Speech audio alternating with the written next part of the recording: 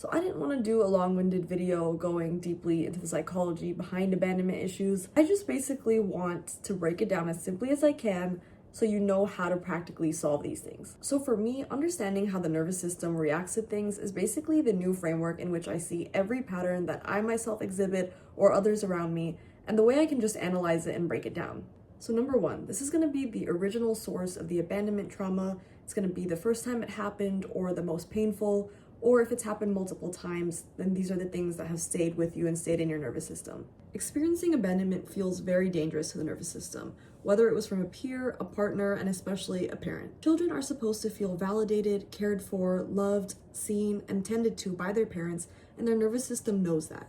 When a child's nervous system picks up on that, it switches them into one of their survival modes, if not a blend of multiple. Once that happens, you feel physiological responses in your body, elevated stress hormones, heart rate increasing, muscle tension, etc.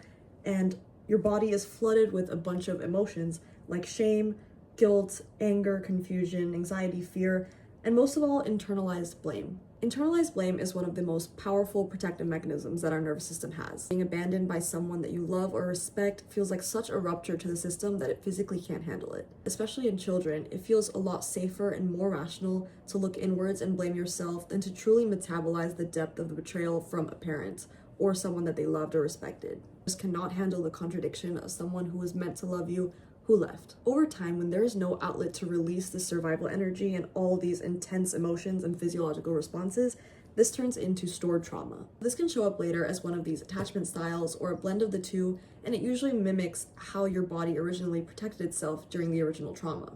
So if your nervous system's original survival response was more on the anxious side or fight or flight, you might have felt anxiety, went out of your way to people please, you felt a lot of fear, an elevated heart rate, a lot of cortisol and adrenaline, a tight chest, shallow breathing, and many other symptoms. So these responses don't just disappear. If they are stuck or unprocessed in your system, you will very likely feel very similar things in your current day experience. This is because during this original trauma and over the course of time, your nervous system and brain cemented some limiting self-belief systems. This can include something like, it was my fault that they left, or if I had done things differently, they would have stayed. And very importantly, that love or closeness can vanish at any time. In the current day, this looks like clinging to closeness, worrying about rejection, over-monitoring friendships and relationships. And doing all these things is your nervous system's way of thinking it's protecting you from experiencing that level of pain again. I'll make separate videos on anxious attachment, avoidant attachment, people-pleasing, etc.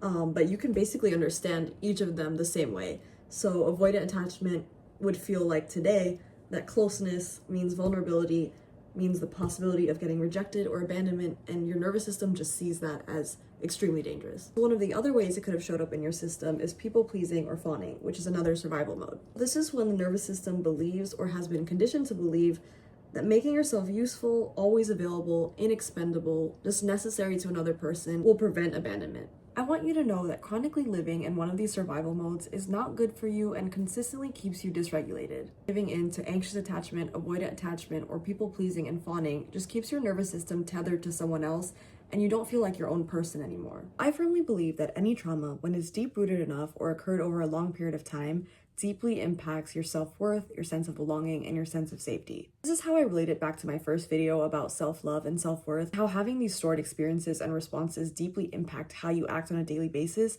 which is why it's really hard for a lot of people to build self-love. That's why I believe trauma release is so important. The good news is there's definitely a way out of all of these things. The more you understand your nervous system's patterns and responses to things, the easier it is to let them go. So please research nervous system work, or somatic therapy, or just stay tuned for my future videos in which I explain step by step how to release these patterns through your nervous system. Thank you for watching, and I hope to see you in the next ones.